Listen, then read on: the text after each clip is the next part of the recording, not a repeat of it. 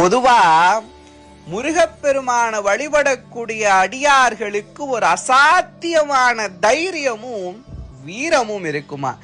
எப்படி ஒரு குழந்தைக்கு தன்னுடைய தந்தையின் தோளில ஏறி அமர்ந்திருக்கும் பொழுது இந்த உலகத்திலேயே ஒரு பலம் வாய்ந்த நபரினுடைய தோல்ல நான் அமர்ந்திருக்கேங்கிற ஒரு தைரியமும் வீரமும் இருக்குமோ, அந்த மனநிலையில தான் முருகனுடைய அடியார்கள் இருப்பாங்களாம்.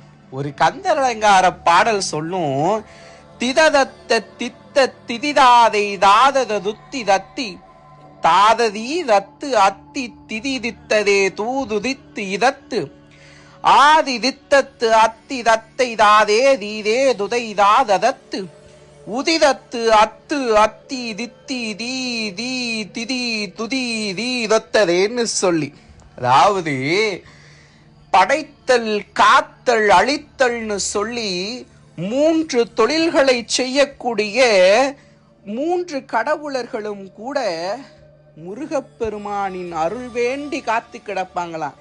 ஏன் தெரியுமா? கந்தன் இல்லாம இந்த கலியுகத்துல இல்ல, பிரபஞ்சத்துல எதுவுமே அசையாது இல்லையா?